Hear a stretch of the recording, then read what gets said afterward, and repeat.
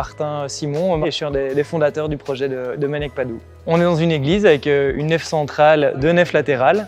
Dans la nef centrale se trouve en fait l'espace de voix avec les voix les plus hautes. Dans la nef latérale de gauche, on retrouve l'espace de voix pour les enfants.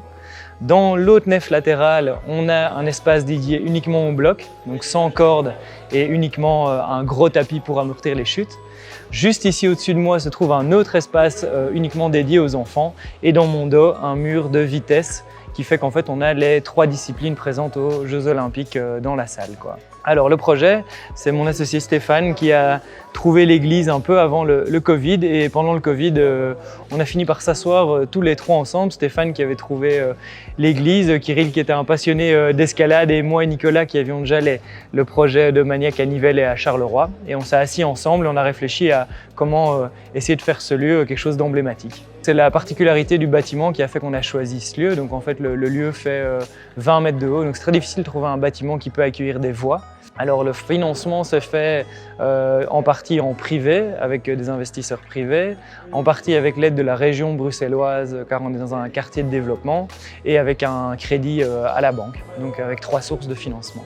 Alors pour les adultes c'est 14 € l'entrée, 12 € pour les étudiants et 10 € pour les enfants. Stéphane Dandois, donc je suis l'un des fondateurs de la salle d'escalade ici. J'étais au tout début de l'initiative de concertation avec la fabrique d'église pour l'obtention du bâtiment. Ce travail a commencé il y a 5 ans.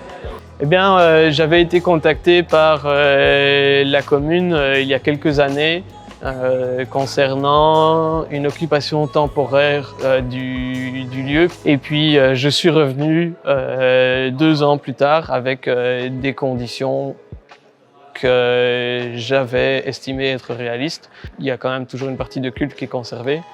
On a évidemment un lien par rapport à la ville, par rapport au quartier, qui est plus fort qu'une autre salle d'escalade parce que le lieu est assez emblématique. C'est pas parce que c'est la plus grande et la plus haute qu'on va être la plus chère.